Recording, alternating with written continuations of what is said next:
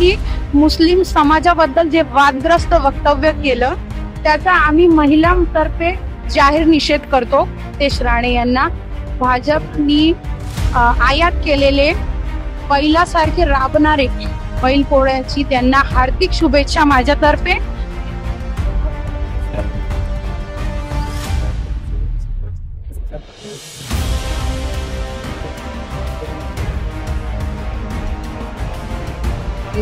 जे इस्लामचे प्रेषित आहेत, प्रेषित मोहम्मद यांच्या विरोधात भाष्य केलं होतं आणि त्याच भाष्याचे पडसाद संपूर्ण महाराष्ट्रात उमटताना आपल्याला दिसले। मुस्लिम समाज आक्रमक होताना आपल्याला दिसला।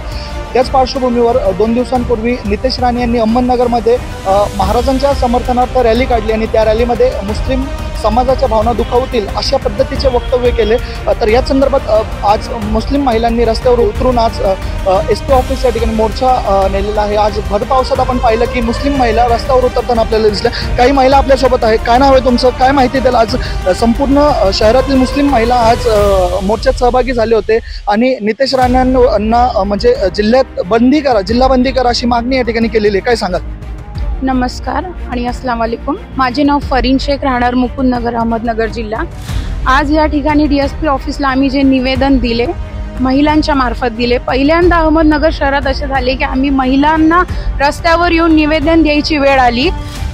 त्याचं कारण असे आहे की आदरणीय, सन्माननीय आणि माननीय या सगळ्या पदांच्या व्यतिरिक्त आज मला कुणाला तरी अशा पद द्यायची इच्छा आहे, ते म्हणजे नितेश राणे यांना। भाजपनी आयात केलेले बैलासारखे राबणारे बैलपोळ्याची त्यांना हार्दिक शुभेच्छा माझ्यातर्फे।